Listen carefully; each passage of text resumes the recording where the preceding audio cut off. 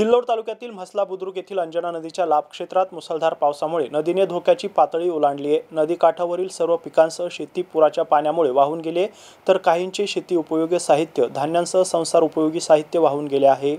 तालुक्यातील शेकडो हेक्टर शेतजमीन पाण्याखाली गेल्याने शेतकऱ्यांचे न भरून निघणारे नुकसान झाले आहे। गट क्रमांक 246 मधील शेतकरी पंडित दगडू गोराडे, गयाबाई पंडित गोराडे, विष्णू गोराडे, संतोष गोराडे, रामचंद्र गोराडे, भाग्यश्री गोराडे, शांताबाई गोराडे, पंडित दगडू गोराडे यांची बैलगाडी आणि एक म्हैस पुराच्या पाण्यामुळे वाहून गेली आहे आणि राहत्या घरातील धान्य तसेच इतर साहित्याचे मोठे नुकसान झाले। तसेच अंगणवाडी आणि जिल्हा परिषद शाळेची संरक्षण भिंत पूर्णपणे पुराच्या पाण्यामुळे वाहून गेली आहे। गुरांचा दवाखाना, किटीवेअर, बंधारा, स्मशानभूमी, शेडसह अनेक गावकऱ्यांचे संसार उपयोगी साहित्याचे नुकसान झाले। तसेच म्हसला परिसरात पुराच्या पाण्यामुळे आणि रात्रभर झालेल्या ढगफुटी सदृश्य पावसामुळे सर्वत्र दाणादाण उडाली आहे। तरी शासनाने आणि महसूल विभागाने नुकसानग्रस्त भागाची पाहणी करून नुकसान भरपाई लवकरात लवकर द्यावी आणि शेतकऱ्यांचा अंत बघू नका अशी मागणी परिसरातून होत आहे। विशाल चव्हाण, एमसे न्यूज, भराडी, सिल्लोड।